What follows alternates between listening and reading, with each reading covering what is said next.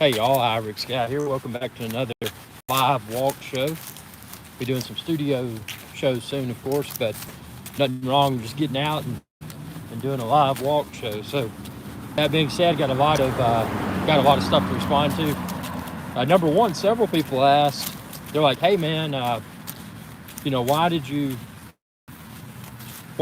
post not just one video, but two videos for the drone?" And well, for the Holy Stone drone, it looked cool, packaged nicely. It seemed to be of great build quality, and problem was I never could get it airborne. So I did the first flight, and you can check out that video. It didn't work. Never could get the motors unlocked.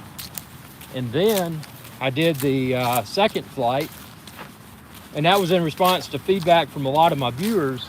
People saying, "Hey, they've got that drone, and they know how to make it work." So, I tried all that, and still couldn't get it airborne. So I don't sugarcoat anything on this channel. I mean, it's authentic. So when you see a review, it's a true representation of what happened.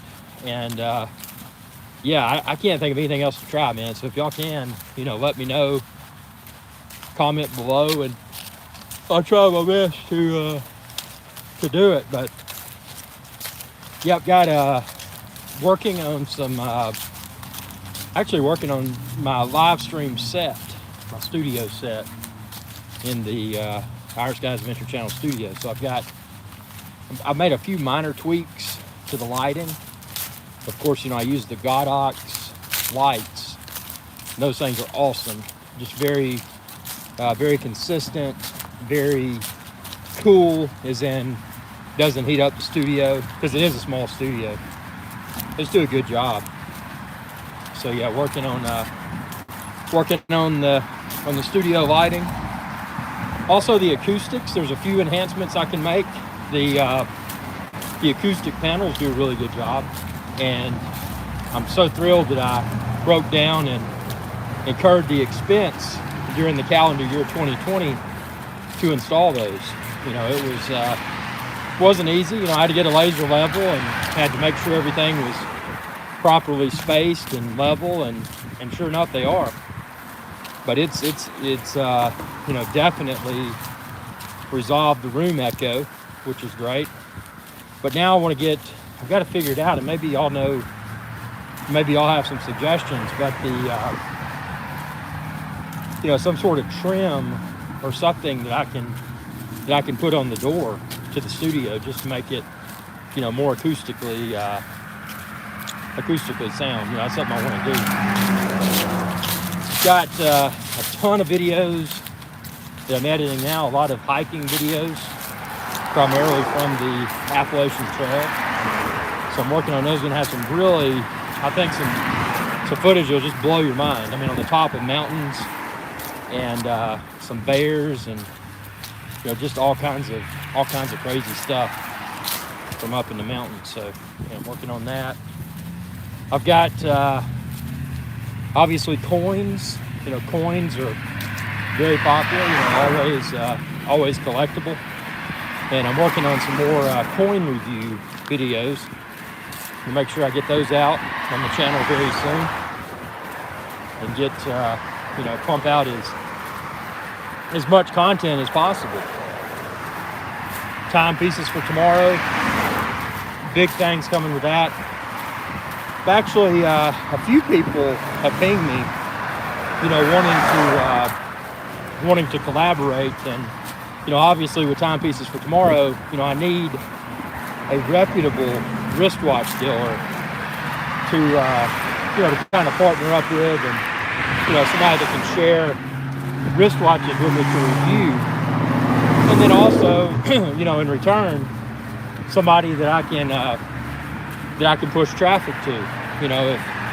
If you like this wristwatch, then click the link within this video's description, that kind of thing.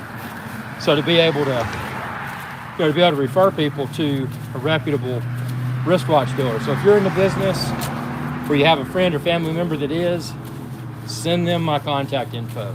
Just tell them to head over to facebook.com/IRIX guy, and that's the best way to contact me directly, because I'm looking for that perfect dealer. Again, it's got to be someone that, number one, is reputable, and number two, someone that's willing to ship me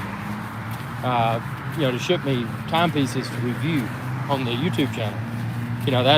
That's something that helps my channel because I have more content, but it's also something that could benefit them drastically because I'll be pushing traffic their way.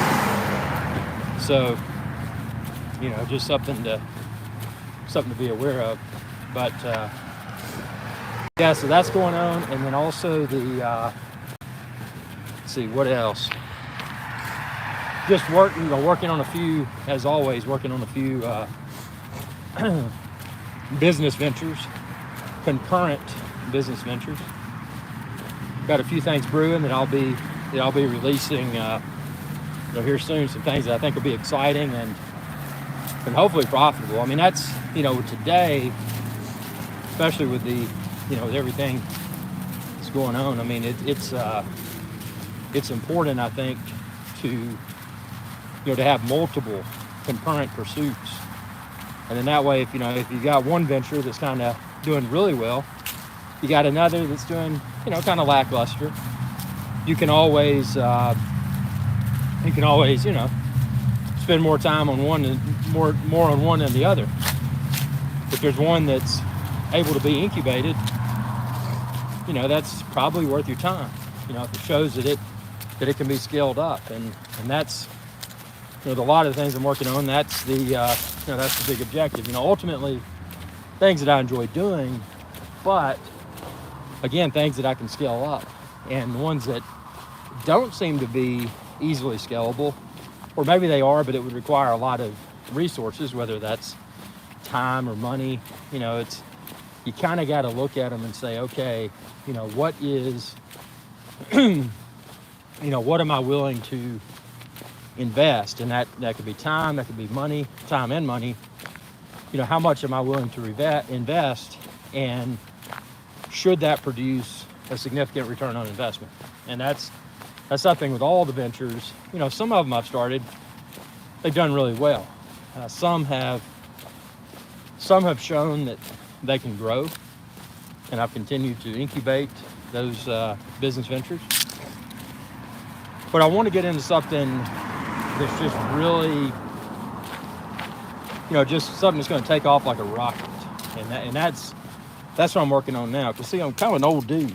I just gotta exercise, kind of keep this gut off. But most importantly, identify that premier business venture and just really make a killing. I mean, make a ton of money, make millions. Not just a few million, but my goal, and again, I don't care to be like a multi-billionaire or anything. I mean, if I made $1 billion, I'd be super happy. But realistically, once I achieve, you got to factor in inflation, but once I achieve, I would say in today's world, and again, subject to change, but in today's world, once I achieve, say 20-25 million US, I think I'll just be like, okay, that's enough to just kind of be comfortable, and not enough to be like a multi gazillionaire or billionaire, but at least enough to do whatever you want to do for the foreseeable future. So yeah, that's my target. Something that'll create 20 to 25 million, and I think that's in the realm of business people. I mean, that's not a big amount, but to me, once I'm able to achieve that, I'll be thrilled. And I'm not there yet, but that's why with all of these, again, I reemphasize concurrent, multiple concurrent ventures. Don't, the old saying, don't put all your eggs in one basket. That's the truth. So, just do everything you can, and find the things that are growing, and that's what I'm working on all the time. But it's also important, as we mentioned earlier, and I mention in almost every live show, you know, fitness is important. I mean, you don't have to be a fitness model, this whatever. You know, you need to be aware of, you know, working, not just lazily working in exercise, but proactively working in exercise every day. Because if you don't, you know, it doesn't matter how many things you got running if you're running. So,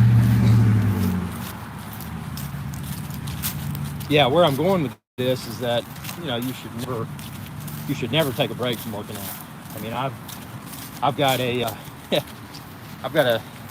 had a shoulder injury, man. I fell down. I was doing some backpacking, and we were gathering wood at, like, I don't know, it was about 11 o'clock at night. Had our headlamps on, and there was a slick little slope, and fell down it, landed on my shoulder, got my shoulder all messed up. If I try to lift anything with my left arm that's over about 5 pounds, it hurts.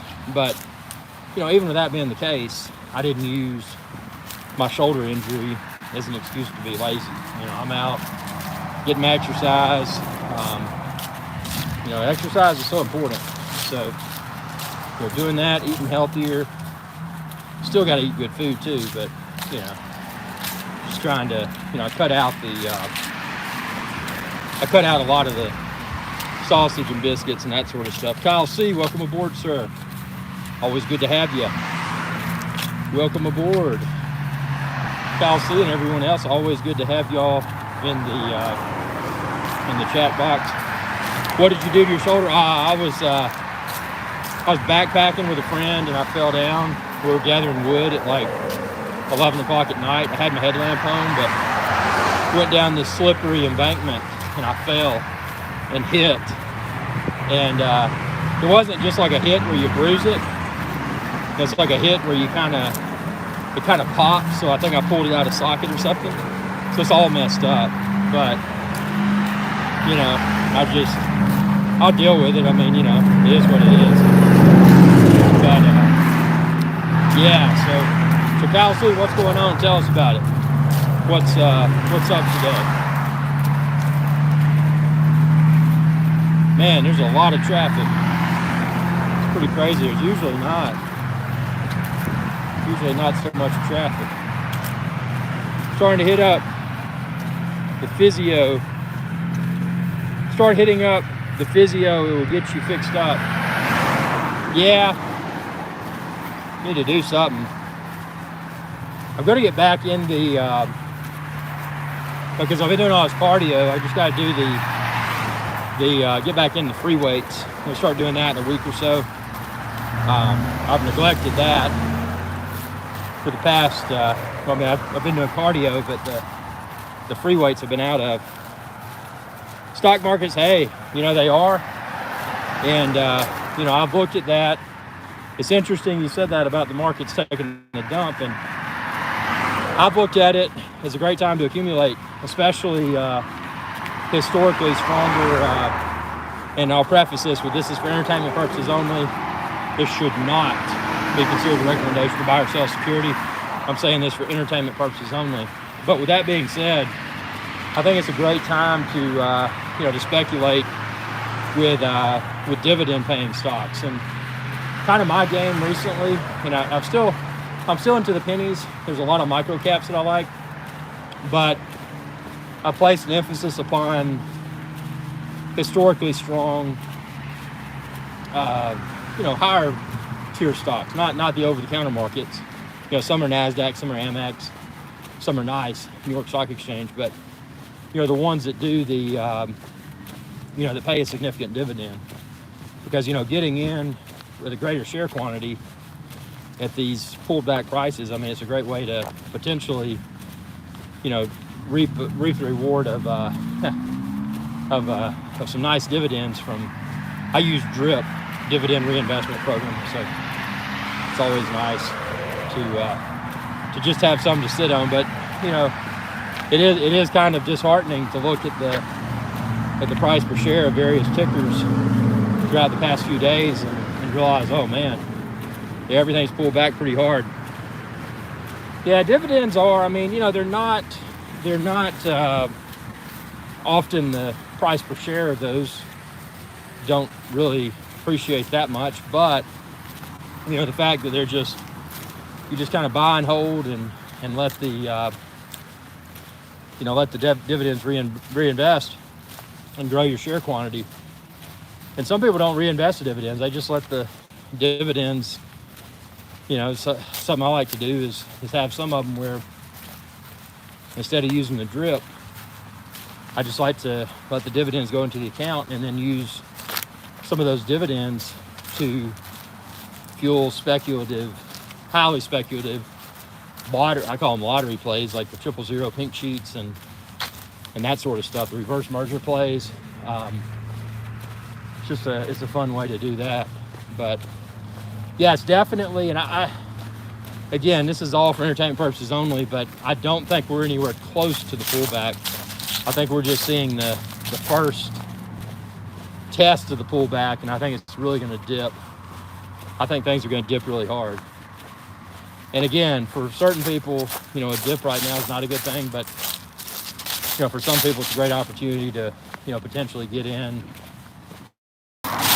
looking forward maybe 5, 10, 20 years down the road. So that's what I'm all about. Right now, just doing enough,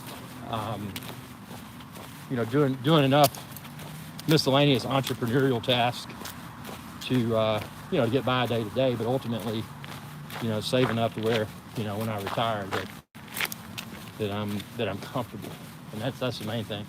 So a pullback now, if it rebounds, is actually, for me, is kind of a positive. But everybody's different. Everybody's in a different situation. My biggest regrets were, what's your target retirement age? I want to retire. I think the earliest you can retire is 55, isn't it? I think it's 55 in the United States, unless they bump that up. Is it still 55? I know it was a while back. My goal is as soon as I hit that minimum age, let's just go ahead and do it. Because that's the thing. People live, some people live life to work, and that's all they do. And that's not me. I work to live life. And that's the thing, is just hitting the, finding the perfect formula. And that's for me, it's a bunch of different entrepreneurial pursuits, but finding the perfect formula to enable retiring as soon as possible. Because it's just not, there's more to, there's more to life than just working. But the thing is, to do certain things, you got to have money. So, that's my objective, is just to get to the point to where I got what I need. And then, once you get to the point to where, the dollar is no obstacle, then you can truly, be happy and do whatever you want to do. And that's where I'm going, is to do that. But it's the challenge is obviously, the inflation that we're experiencing, the rapid inflation. Nowadays, back in the 70s or 80s, people say, oh man, somebody's a millionaire if they had $1 million. Now $1 million is nothing because of inflation. So if it continues, it may be a point to where, $5 or $10 million is nothing. It's the brief cellular disconnect. There's nothing wrong with being overly prepared. The only thing with that is that if you're overly prepared, then you've wasted time, which time is valuable. So if you become overly prepared, then you spent too much time preparing. There's some of that time you could have devoted to, more enjoyable pursuits. So, it's one of those. I know a lot of people. I network with a ton of fellow entrepreneurs, and a lot of them, they enjoy it so much that they don't think that it's actually work. They're convinced that they're just having a good time. The reality is, even though they may be having a good time, if they really sit down and analyze the situation, they may realize that even though they're having a good time, that they could invest that time in other areas too, other than just business all the time. But to do that, you got to be successful enough to where, to where you can break away from those business ventures.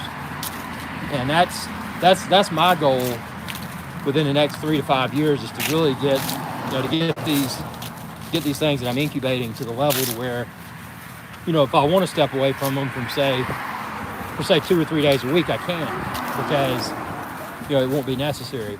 But right now, the phase I'm in with a lot of my startups, and not just startups, but some of the ventures that I've been running for a longer period of time, I've really got to grow them. Got to grow stuff to the level to where if it takes a brief pullback, especially during these turbulent times, you don't know which political and or economic factors could impact a certain business model.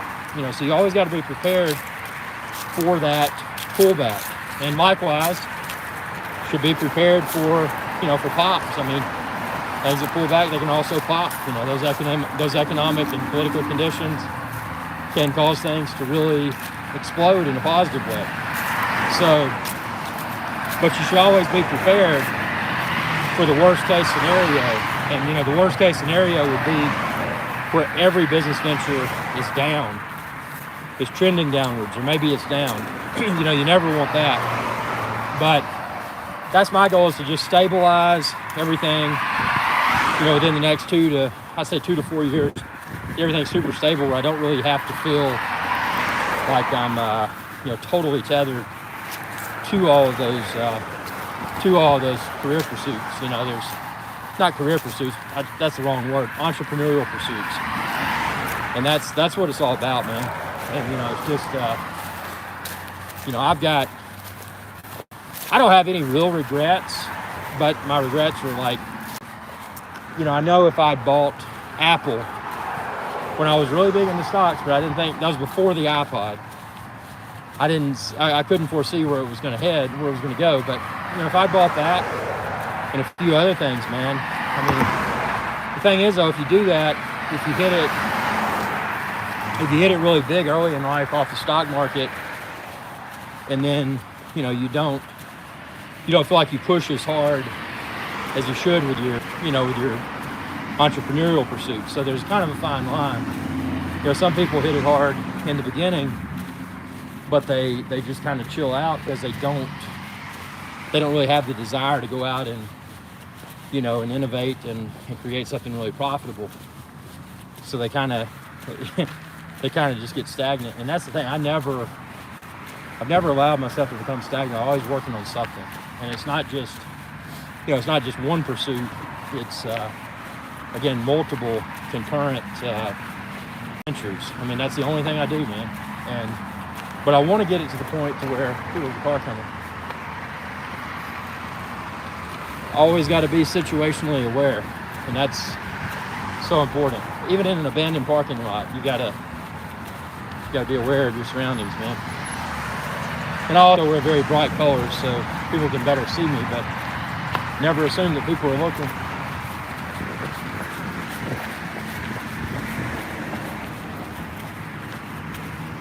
But yeah, just the biggest thing, and again, if y'all got any connections, I want to get this, the timepieces for tomorrow. I really need the watch dealer connection. That's what I need. Because once I have that, it's going to be on. Because it's going to help. It's going to help my channel because I'll have more content to review. But it'll help the watch dealer because I'll be pushing tons of traffic their way. And obviously, I would expect a small commission for every transaction that links back to my sites. But that's only fair. It's a finder's fee. So yeah, so I'm looking forward to that. And that's kind of a fun venture. But it's so big. It's a big and it's a big area that's becoming increasingly more popular. And that's something I really want to penetrate. Drones, unfortunately, and I love drones. Drones have kind of lost their, so it's you know, you gotta look for, you know, what's next. What's the next big venture? And that's why I think it's not, you know, I don't think it's drones. I think it's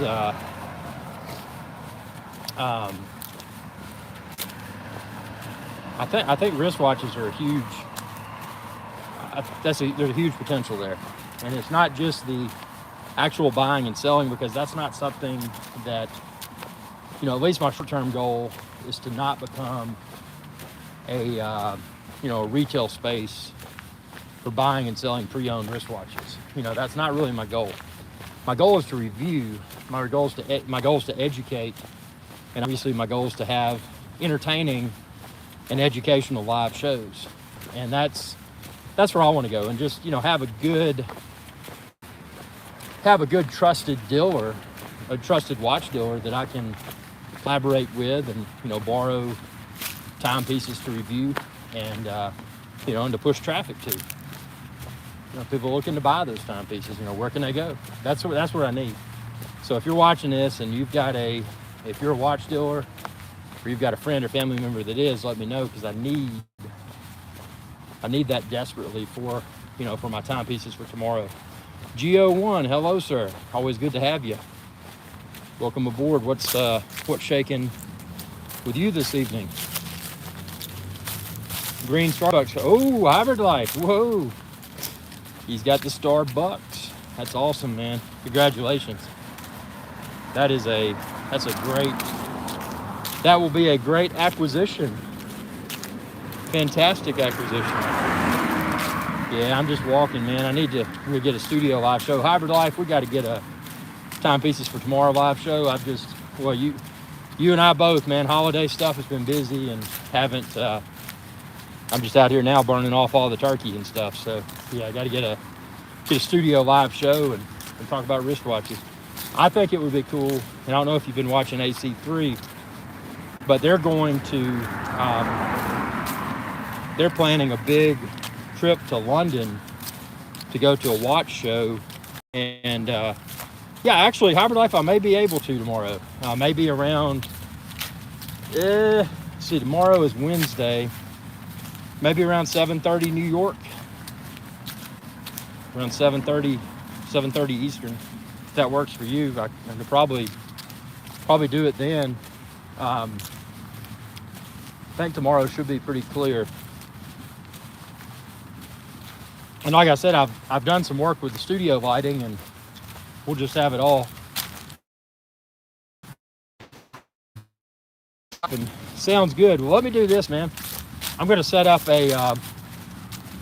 just watch my page, and I'll go ahead and schedule the live show so that you'll see the link and can share it with others. And and of course the Skype link, like always, I'll just post in the live show's chat when it starts, so we can all join. If you got anybody else, Trevor, or anybody else you know that wants to join in and talk about wristwatches, that'd be cool.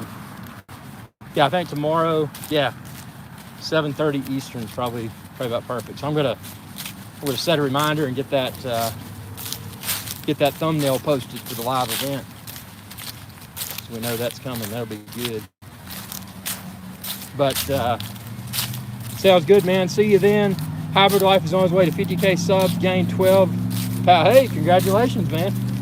I do a celebratory didgeridoo horn sound. The sound of the super chat. I owe you one tomorrow evening. That's progress, man. Yeah, I'm in the same boat, man. You're trying to get to 50K, which is a great milestone. I'm trying to get to 100K. I think we really get a lot of shows going, get the name recognition for your channel, and all that. Just grow the awareness. I think all of that's doable, man. So yeah, well, I'm gonna go eat some tacos, and I'll get that Hybrid Life. I'll get that show invite scheduled for tomorrow, and I'll have that out. I'm gonna get it up here in a couple hours. I'm gonna eat and do a few things, but yeah, that'll be good, man. Well, thank y'all for tuning in. Geo1 Hybrid Life. Wait a minute. Kyle C. Who did I miss? Yeah, I hope I didn't miss anybody. But y'all have a good one. And yeah, we'll do it right with the Timepieces for Tomorrow live show Wednesday night. Y'all have a good one.